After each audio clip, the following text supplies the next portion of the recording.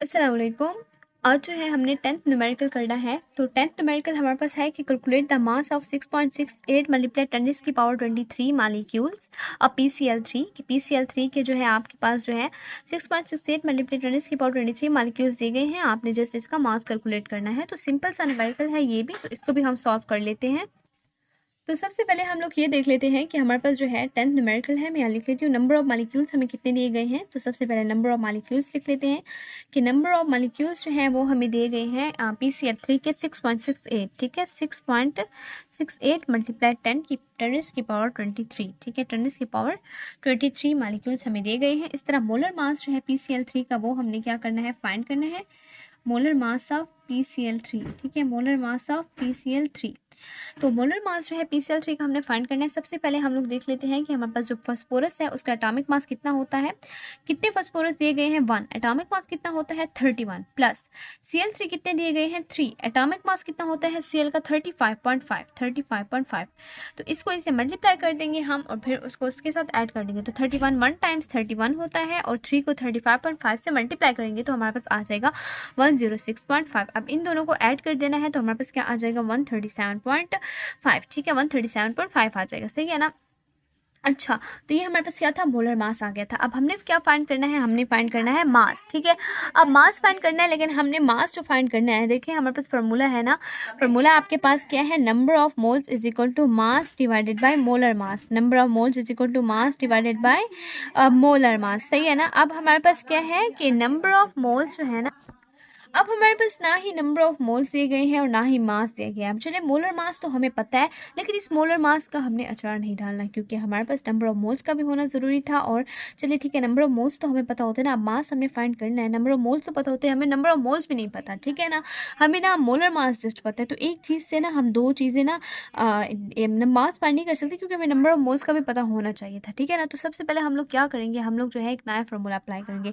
इस फार्मूले को अभी हम लोग यूज़ नहीं करेंगे। इसके ऊपर हमने क्वेश्चन मार्क खड़ा कर दिया कि हमने ये यूज़ क्यों नहीं करना, क्योंकि हमारे पास दो चीज़ें गिवन नहीं है, नंबर ऑफ मोल्स भी गिवन नहीं है, मोलर मास भी गिवन नहीं है। तो सबसे पहले हमने क्या ढूंढ के आना है, नंबर ऑफ मोल्स का पता करना है। तो नंबर ऑफ मोल्स हमें किससे मिलेगा, नंबर ऑफ मोल्स हमें मिलेगा इस फार्मूले से, number of molecules divided by Avogadro number, number of molecules divided by Avogadro number, ठीक है ना।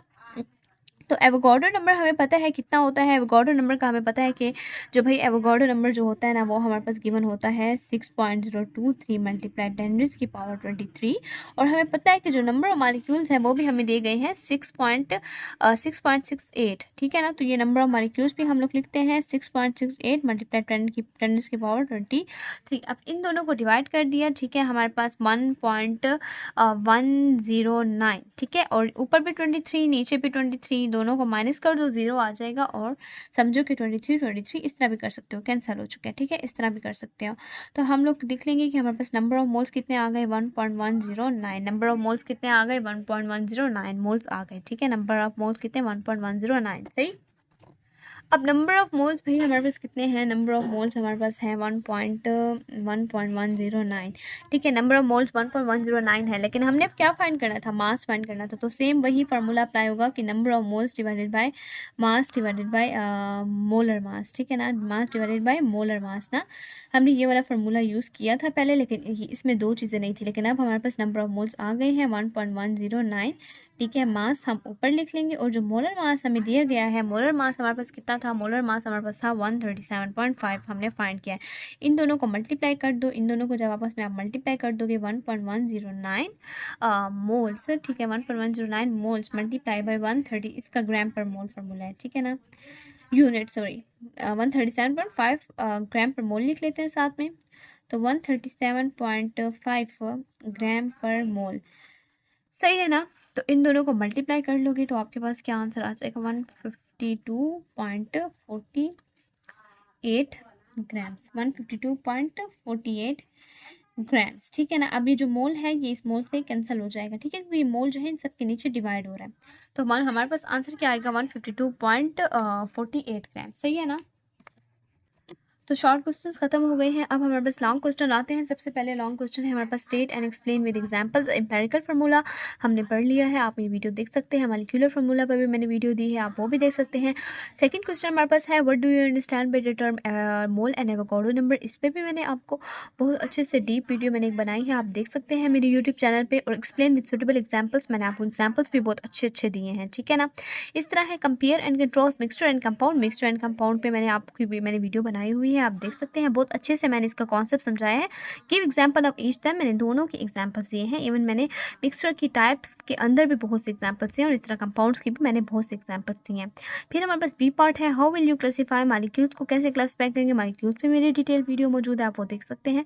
Support your answer with at least 2 examples of each, तो मैंने तो आपको कई एग्जांपल्स दिए हैं, तो आपका ये कंसेप्ट अच्छे से बिल्ड हो जाएगा। फिर है what is the molecular mass of compound, molecular mass जो है ना उस पर भी मेरी वीडियो मौजूद है, आप देख सकते हैं। How will you differentiate it from formula mass, क्या होता है मॉलिक्यूलर मास, क्या होता है फार्मूला यूनिट, क्या होता है, हर चीज़ मैंने एक्सप्लेन की हुई है।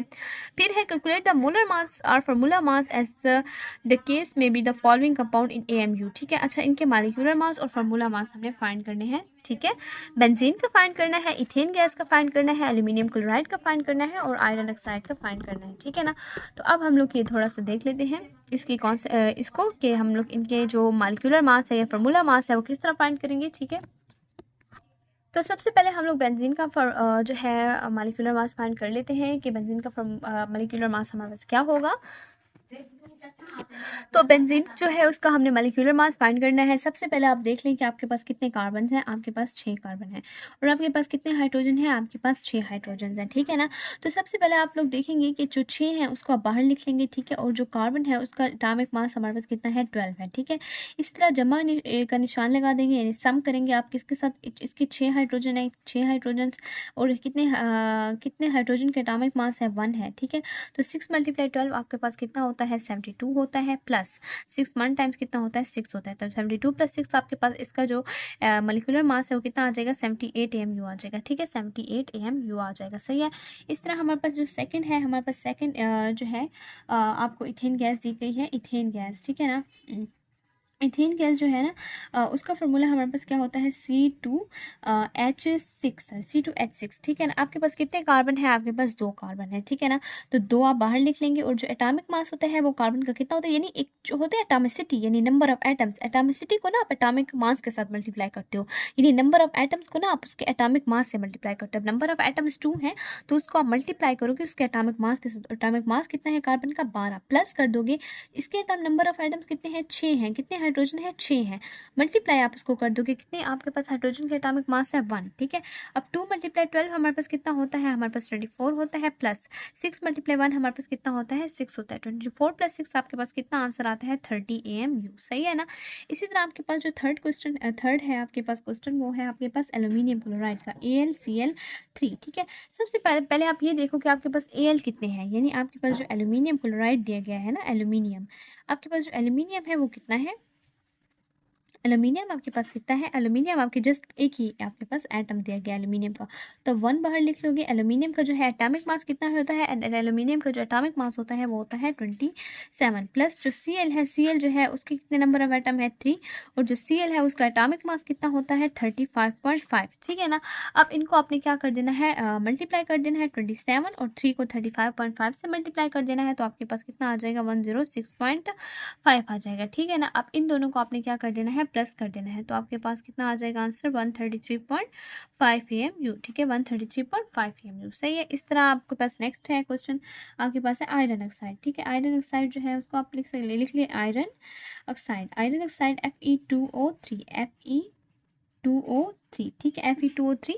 सबसे पहले आपने ये देखना है नंबर ऑफ एटम्स कितने हैं, आपके पास 2 हैं, मल्टीप्लाई यानी आयरन के आपके पास कितने हैं, आयरन जो है आपके पास 56 है एटॉमिक मास, प्लस आपके पास ऑक्सीजन कितने हैं 3 है, ऑक्सीजन के O से मल्टीप्लाई कर दे यानी 16 से मल्टीप्लाई कर दे, 2 × 56 आपके पास 112 होता है और 3 × 16 आपके पास 48 होता है। इन दोनों को प्लस कर देंगे तो आपके पास आंसर आ जाएगा और वो है 160 AMU, ठीक है 160 AMU जो है हमारे पास क्या है आयरन ऑक्साइड का जो है relative atomic atomic mass unit है। ठीक है, तो ये हमारे पास जो है कुछ समझ लें न्यूमेरिकल्स गिवन थे जो आपको सॉल्व करने थे, तो मैंने आपको सॉल्व करवा दिए हैं।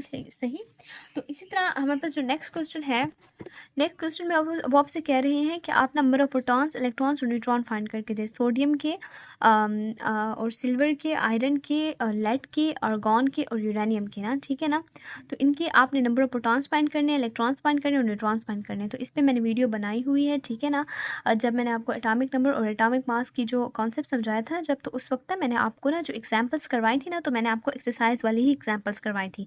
तो आप एक्सरसाइज के सारे क्वेश्चन जो है ना ये आप उस वीडियो में देख सकते हैं। मैंने उस वीडियो में एक एक क्वेश्चन करवाया हुआ है। समझ ली, सोडियम का भी बताया है, Ag का भी बताया है, Fe का भी बताया है, Pb का बताया है, एयर का बताया और U का भी बताया। ठीक है ना, ये सिंबल्स हैं एलिमेंट्स के, इनकी मैंने प्रॉपर नेमिंग भी पहले उठाई है। सही, तो ये मैंने आपको करवा दिया है। सही, और ये जो है ना हमारे पास नीचे क्वेश्चन जो आपको दिए गए, कंप्लीट द फॉलोइंग टेबल। ठीक है ना, तो आपको सिंबल्स दिए गए हैं। ठीक है, पहले सिंबल एक दिए गए हैं पोटाशियम का, उसका एटॉमिक नंबर बताना है, नंबर ऑफ प्रोटॉन बताना है और नंबर ऑफ इलेक्ट्रॉन्स बताने हैं। ठीक है ना, इसी तरह आपको सिंबल नहीं दिया गया, फिर एटॉमिक नंबर जस्ट दिया गया, number of proton electron find करने हैं। इस तरह फिर किसी में सिंबल भी एटॉमिक नंबर भी नहीं दिए गए, जस्ट नंबर ऑफ प्रोटॉन्स दिए गए हैं, नंबर ऑफ इलेक्ट्रॉन्स दिए गए हैं। सही है ना, तो इसके लिए थोड़ा सा दिमाग इस्तेमाल करना पड़ेगा आपको। सही है ना, दिमाग इस्तेमाल करने का ये मतलब है कि जो पहला आपको जो एलिमेंट दिए गए हैं पोटाशियम, सही है ना, पहला आपको एलिमेंट कौन सा दिए गया है, पोटाशियम दिए गए हैं। सही है ना, तो आपने ना पोटाशियम का जो है ना एटॉमिक नंबर सबसे पहले आपको पता होना चाहिए कि पोटाशियम जो है ना उसका एटॉमिक नंबर कितना है। पोटाशियम का जो एटॉमिक नंबर है वो हमारे पास होता है 19। ठीक है, तो यहाँ मैं लिख लेती हूँ कि 19। सही, पोटाशियम का एटॉमिक नंबर 19 है। सही है, और जितना हमारे पास एटॉमिक नंबर है यानी उसका नंबर ऑफ प्रोटॉन भी उतना है। ठीक है, नंबर ऑफ प्रोटॉन हमारे पास 19 आ जाएगा। सही है ना, और जितने प्रोटॉन होते हैं हमने कहा न्यूट्रल एटम में उतने इलेक्ट्रॉन्स भी होते हैं, तो नंबर ऑफ इलेक्ट्रॉन्स भी हमारे पास 19 आ जाएंगे। ठीक है ना, नंबर ऑफ इलेक्ट्रॉन्स भी 19 आ जाएंगे। फिर हमारे पास एटॉमिक नंबर गिवन है, सिंबल जो है हमारे पास नहीं दिया गया, तो एटॉमिक नंबर 8 किसका होता है, हमारे पास ऑक्सीजन का होता है। ऑक्सीजन का होता है, तो जितना एटॉमिक नंबर होगा उतने हमारे पास नंबर ऑफ प्रोटॉन होंगे, और नंबर ऑफ प्रोटॉन और इलेक्ट्रॉन हमेशा इक्वल होते हैं न्यूट्रल एटम में, तो इलेक्ट्रॉन्स भी हमारे पास कितने आ जाएंगे, 8 आ जाएंगे। ठीक है ना, इसी तरह हमारे पास number of proton 15, number of electron भी 15, तो number of protons in the nucleus of an atom जो है वो हमारे पास एटॉमिक नंबर होता है, जितने नंबर ऑफ प्रोटॉन्स होते हैं वही एटॉमिक नंबर होता है, यानी 15 एटॉमिक नंबर है, और 15 एटॉमिक नंबर हमारे पास फास्फोरस का होता है। ठीक है, अब एटॉमिक नंबर 20 दिया गया है, यानी जितने नंबर एटॉमिक नंबर होता है उतना हमारे पास नंबर ऑफ प्रोटॉन्स होते हैं। क्यों, क्योंकि नंबर ऑफ प्रोटॉन न्यूक्लियस के अंदर ही तो एटॉमिक नंबर कहलाता है, तो number in the nucleus of an atom is called atomic number, तो जितने नंबर ऑफ प्रोटॉन उतने ही नंबर ऑफ इलेक्ट्रॉन। ठीक है, तो ये 20 जो है एटॉमिक नंबर किसका होता है, ये हमारे पास कैल्शियम का होता है। ठीक है, इस तरह क्लोरीन दिया गया है, तो क्लोरीन का जो एटॉमिक नंबर है वो मेरे पास कितना है, 17 है। ठीक है, मैंने गलती से एटॉमिक मास समझ लिया था। क्लोरीन का जो एटॉमिक नंबर है वो मेरे पास क्या है, 17 है, और इसका जो नंबर ऑफ प्रोटॉन्स है वो मेरे पास कितने हैं, 17 है, और नंबर ऑफ प्रोटॉन्स और इलेक्ट्रॉन्स हमेशा इक्वल होते हैं, तो नंबर ऑफ